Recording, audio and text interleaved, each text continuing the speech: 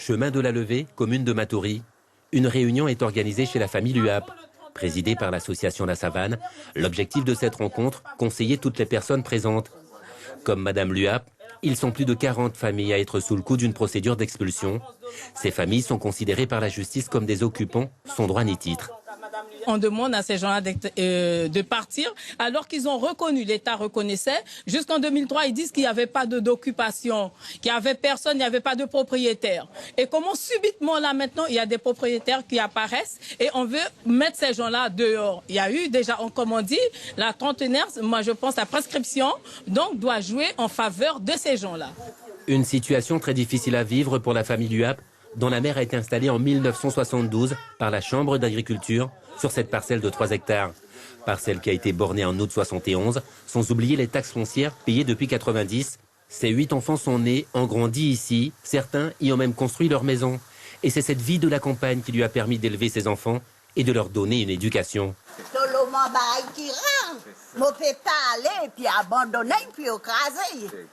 Assistante maternelle à la retraite, âgée de 73 ans, Madame Luap et ses enfants ne se considèrent pas comme des squatteurs. La famille a le sentiment d'être dépouillée. Ça a fait mon mal beaucoup.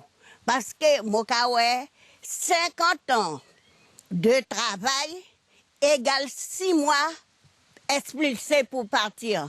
Partir où? Aller où? Pour faire quoi? Les plantes que je peux sauver, il me faut un endroit pour les mettre. Vous comprenez? Alors cette façon de partir-là n'est pas humaine et n'est pas bon. Tous les désagréments commencent en 2014. Des propriétaires se font connaître des autorités et enclenchent des procédures. C'est le fils qui reçoit une assignation afin de quitter les lieux. Seulement voilà, la parcelle est au nom de sa mère.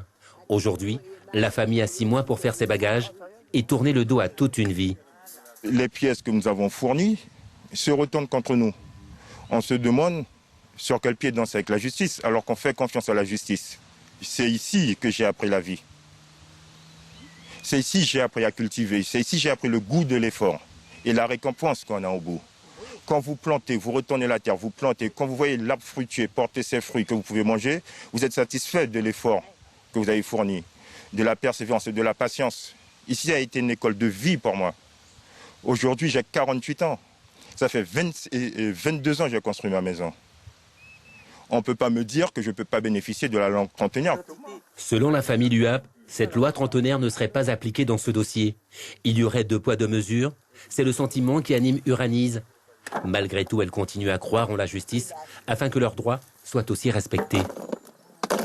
Avec cette situation, on espère que la justice va entendre nos droits. Parce que quand même, on est des Guyanais, on a lutté et on considère qu'on a des droits. Et on veut les voir appliqués. On peut pas baisser les bras dessus. C'est notre vie.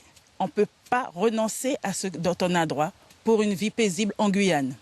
Chemin de la Levée Matoury, une zone où de nombreuses familles avaient basé leur vie sur l'exploitation et la mise en valeur des terres. Avec cette offensive de propriétaires apparue ces dernières années, l'avenir s'assombrit. Ces familles risquent de tout perdre.